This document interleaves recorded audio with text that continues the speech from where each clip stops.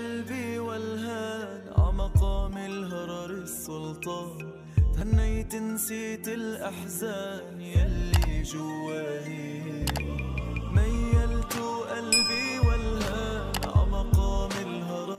Avvalo assalomu alaykum. Bu Nuroniy xalq to'ychi. Umeduvaram hamma shmol tanishadid. Xo'p hastid va imroz xostam jak navorgiram. Imroz برای من روزی استراحت بود و برای حل یک چند کارهایم برآمدم به کوچه. به налоговой інспекції آمدم. اینجا очередь رو نوبت خودمون رو هر یک کس انتظار است. قریب 1.5 ساعت من نوبت خودم رو انتظار ایستادم. به یگان جنگ و جنجال همه آرامانه نوبت خود رو انتظار بود و دو کسی بالنوبت برای اینکه حاضر اپیدمی رفته ایستاده است. برای همین دو نفری با ماسک و با перчатка حتما در آوردند. اینجا باشد من با اون خاطر نوار گرفتم که من خودم هنوز خیلی فکر میکردم شاید شما نیستم خیلی باشد، چون که ما توچکیم خلق روس نیستیم، روس زبان نیستیم. برای همین ما رو سرسام سرگردان میکنند در وقت یکان حلی مشکلی هایمان یا کارمان. و امروز خودم شاهد آن گشتم. یک دختری روس رو سرسان و سرگردان کرده ایستادند. از روی گفتگویش 1 ماه زیاد است. حجتهایش رو گرفته نمیتواند و درباره حجت گفتن مگر من برای گرفتن انتفاع آمدم. سال گذشته من افیسیال کار نمیکردم. برای همین برای سپردن حجت برای گرفتن گражданство روسیه انتفاع لازم است. برای این من به اندازه به налоговой інспекції رفتم. اونها 2 نسخه ورق دادند. заявление پر کردم و کیتانسیا میدهند. به بانک رفته 13% از 150,000 روسی حساب کرده. این میشد 19,500 روبل، قریب 20,000 روسی. به بانک رفته میسپارید. من در آینده خدا خواهد نصیب باشد همش رو گفته میگذارم برای حجت سپاری و اینجا علاقه من برآمدم تا این دم تا من پرکردن заявление باران باریده علاقه مانده است. من بسیار دوست می‌دارم پیاده گشتن رو.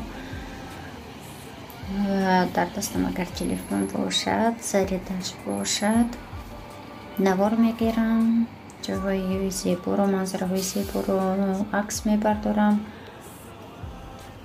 همین خیلی اینجا باشد در راه این نوار رو گرفتم. همه ما باوری دارم، همه من و شما آرزوی به وطن برگشتن رو داریم، به نزد یار پیوندان، به نزد فرزندانمون، به پدر و مادرانمون. انشاءالله این روزهای هم نصیب می شود به هر یک ما. اینجا باشد در بینای همسایگی ما ساختار فرا گرفته است در قبط 9. امید میکنم همه صحت سلامتند. یگان نفری نبود در این وقت. الهی خدای مهربان از این روزها، از این فاجعه های همه من و شما رو نگاه دارد. اینجا باشد یانگان کمپوت پختند. در خانه کمتر اولوچه بود و اسیب کمپوت آماده کردم. اولوچه باور نمیکنید همین خیلی گیلاس مثل گیلاس مانند بود که من وقتی دیدم گفتم این گلوس است. این اولوچه بوده است. رنگش به زیبا آمدگی اولوچه است به آنکه کم بود. برای همین سرخی شد. شدگی کمتر شکر اضافه میکنیم و زیادش به حد شیرین می شود.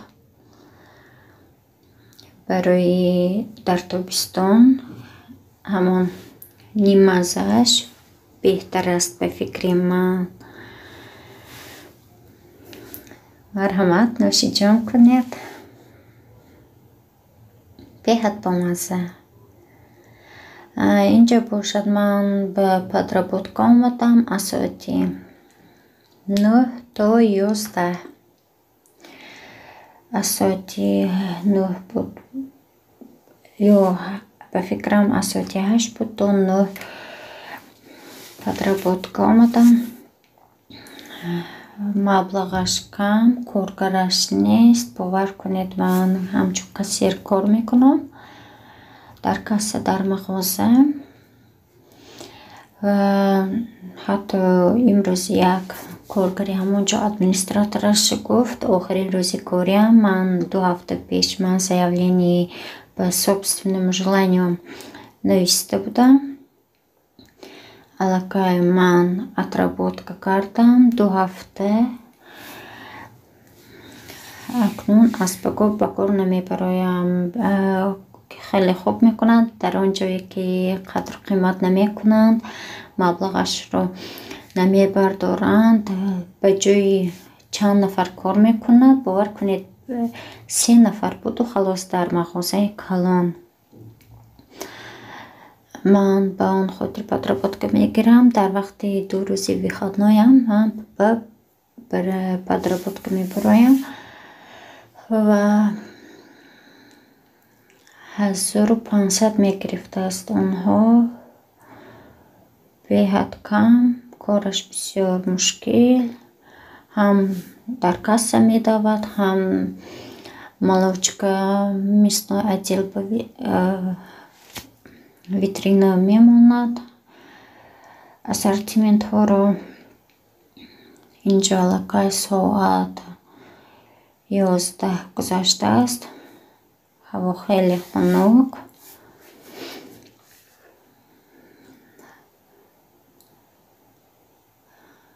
همین خیلی حاضر در ایستگاه رفته اتوبوس میپایم.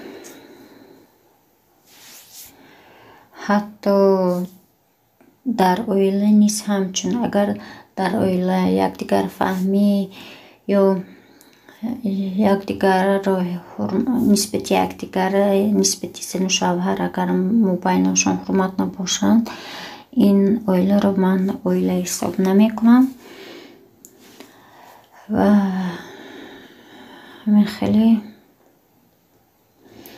کاری خوب رو یافتم به حد مشکل در حاضر وقت، چون که کریزیس بحران اقتصادی تمامی جهان را فرا گرفته است. من خیلی کار باشد به حد کار یافت شود به حد وزنین و مبلغش یک مزد ناچیز می دهند و باز به همه مشکلی ها نگاه نکرده صبر میکنیم. خدا خواهد باوری دارم همش خوب می شود.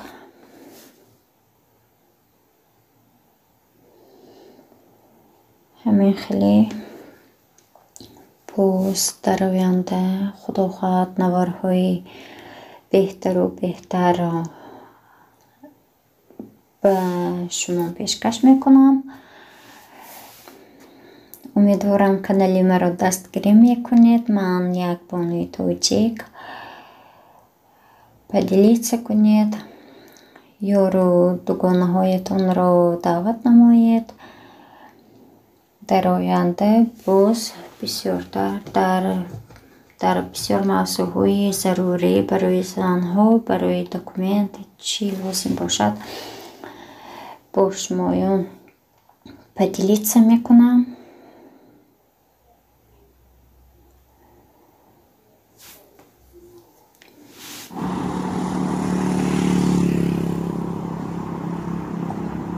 نیم ساعت بودم معلوم نیست نمی نماید автобус, троллейбус یا اینکه трамвай.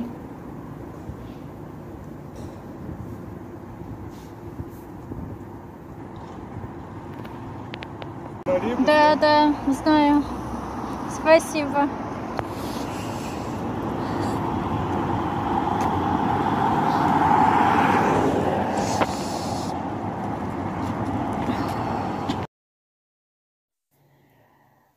من حاضر троллейбус که اومده فرامده